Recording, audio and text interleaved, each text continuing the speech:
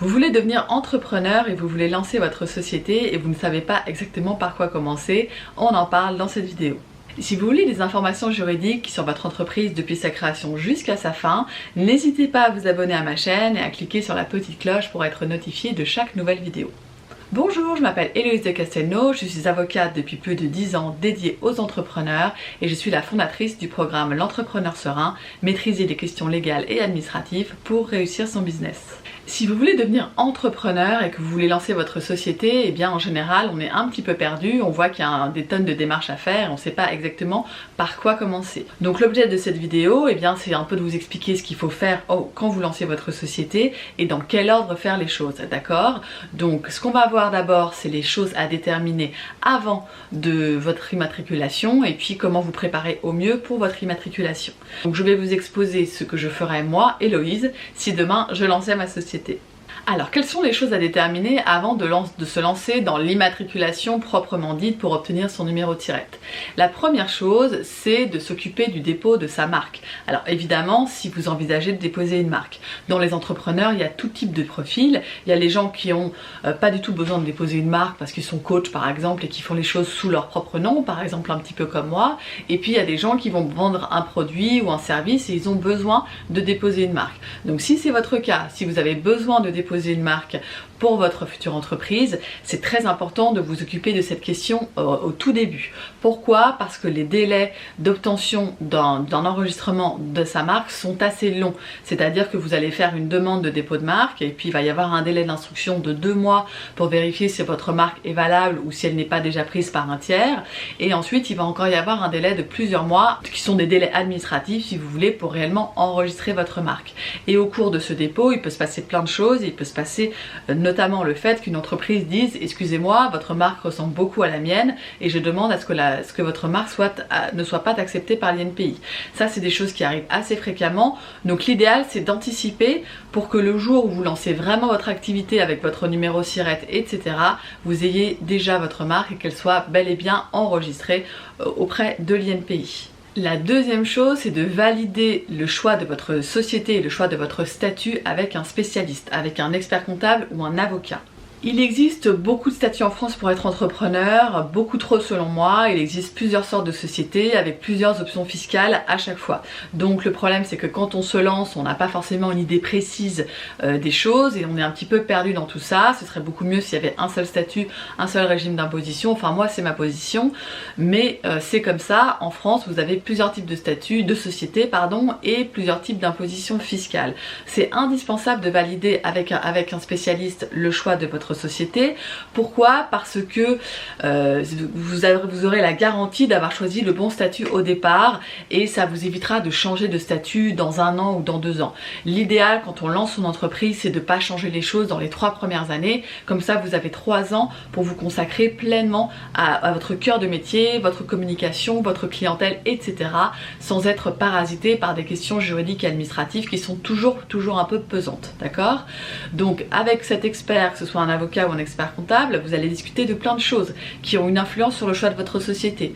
Votre statut actuel, est-ce que vous êtes salarié, retraité, chômeur, votre statut personnel, est-ce que vous êtes marié, quel âge vous avez, est-ce que vous fumez, tout ça, ça n'a l'air de rien, mais en fait c'est des choses que l'on prend en compte pour choisir une société, pour que votre statut soit l'idéal par rapport à votre profil. Donc c'est indispensable, selon moi, avant de vous lancer dans un type de société, de bien faire valider ce choix de société avec un spécialiste.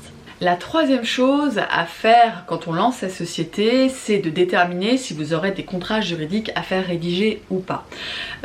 En fonction de votre type d'activité, vous aurez peut-être des contrats à faire rédiger. Par exemple des CGV si vous faites de la vente en ligne, ça peut être des conditions d'intervention si vous êtes prestataire, etc. Eh bien c'est très important de déterminer avant de créer votre société, est-ce que vous aurez ces contrats à faire rédiger. Pourquoi? Parce que ça coûte assez cher. Des contrats, vous ne pouvez pas les rédiger vous-même. problème, vous ne pouvez pas faire de copier-coller sur internet ou prendre le contrat d'un concurrent, c'est dangereux. C'est impératif de faire rédiger ça par un juriste et un avocat et ça coûte de l'argent parce que c'est du sur-mesure. Et moi j'ai vu beaucoup de clients arriver et qui avaient mis plusieurs dizaines de milliers d'euros dans du stock, dans des conseils en communication et qui n'avaient aucun budget pour le juridique et qui se sont retrouvés dans des situations difficiles. Donc vous, c'est important à ce stade, avant de lancer votre société, de déterminer si vous aurez des contrats juridiques à faire rédiger et de budgétiser et de vous dire ben voilà, pour le moment j'ai pas les moyens de faire rédiger tous ces contrats, j'aurai les moyens dans 2 mois, dans 3 mois et ça vous donne de la visibilité sur le temps que vous avez pour lancer votre entreprise. Ensuite, quatrième chose à déterminer avant même de s'occuper de son immatriculation, c'est de vous poser la question, est-ce que vous aurez besoin ou non d'une assurance professionnelle? Alors il y a des secteurs où l'assurance professionnelle est obligatoire, dans le BTP par exemple, mais il y a plein de secteurs où l'assurance professionnelle n'est pas obligatoire mais elle est quand même recommandée. Qu'est-ce que c'est l'assurance professionnelle? Eh bien ça vous permet de vous assurer si vous causez un dommage à un de vos clients. Si vous étiez salarié avant, si vous commettiez une erreur dans votre travail, c'était votre entreprise qui vous employait, qui gérait les dégâts, on va dire.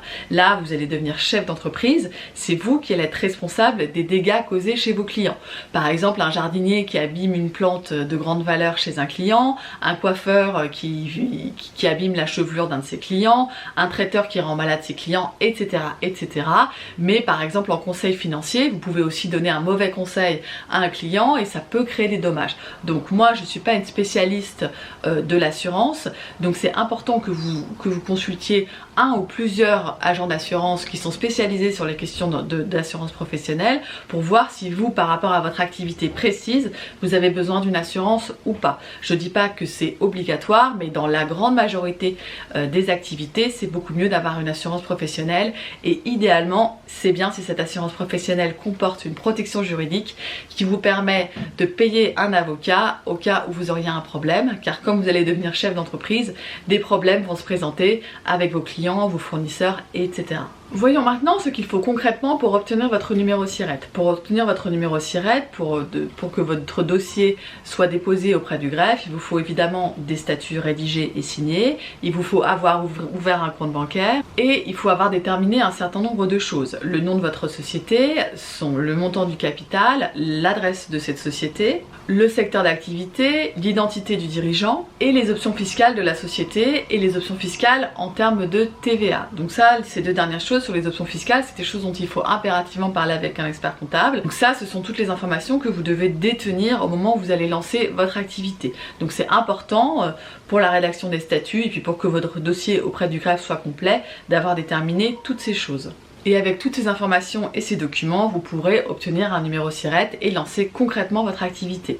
Maintenant, mon message, c'est que devenir chef d'entreprise, devenir entrepreneur, ce n'est pas obtenir un numéro SIRET. Vous allez devenir entrepreneur, vous allez devenir chef d'entreprise.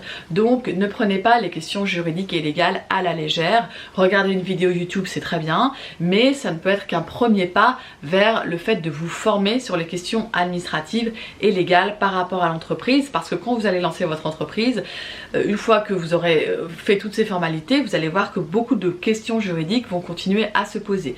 Donc si parmi vous il y a des entrepreneurs, des gens qui veulent lancer un nouveau service ou un nouveau produit sur le marché, qui se posent des questions par rapport à la marque, au RGPD, au contrat, à leur statut, etc., eh bien n'hésitez pas à prendre rendez-vous avec mes équipes pour parler de mon programme L'entrepreneur serein, maîtriser les questions légales et administratives pour réussir son business et voir si ce programme pourrait vous convenir. Je vous dis à très bientôt, au revoir.